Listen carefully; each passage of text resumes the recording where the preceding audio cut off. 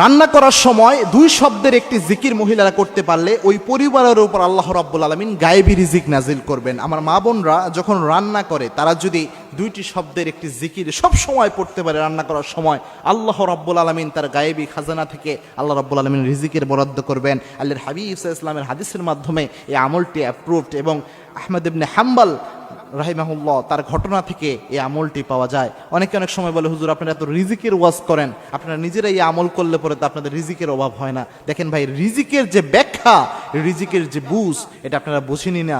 রিজিকের সর্বনিম্ন স্তরকে বলা হয় টাকা পয়সাকে রিজিকের সর্বনিম্ন স্তর বলা হয়। রিজিকের সর্বোচ্চ স্তর হচ্ছে আপনার সুস্বাস্থ্য, আপনার যে সুসন্তান, নেককার স্ত্রী, এই সবই রিজিকের অন্তর্ভুক্ত।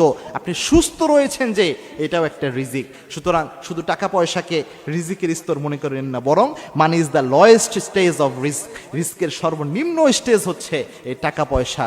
সুতরাং রিজিক যদি বৃদ্ধি করতে চান, মা বোনরা এই কাজটা করতে পারেন। সেটা হচ্ছে যখনই আপনি রান্না করছেন তখন ইস্তেগফারের আমল করবেন। ইস্তেগফারের আমল কত গুরুত্বপূর্ণ আল্লাহর হাবিব সাল্লাল্লাহু আলাইহি ওয়াসাল্লাম জানিয়েছেন, মাল্লাজিমাল ইস্তেগফার, ইস্তেগফারের সাথে যে ব্যক্তি লেগে থাকে, তিনটা পুরস্কার আল্লাহ রাব্বুল আলামিন তাকে দান করেন। তার মধ্যে একটা পুরস্কার হচ্ছে ওয়ারযুকুহু হাইসু লা ইয়াহতাসিব, এমন জায়গা থেকে আল্লাহ রিজিক দেয় যা সে কল্পনাও করে নাই। কিন্তু রান্না করার সময় কেন ইস্তেগফার করতে হবে, এটা আমাদের চিন্তা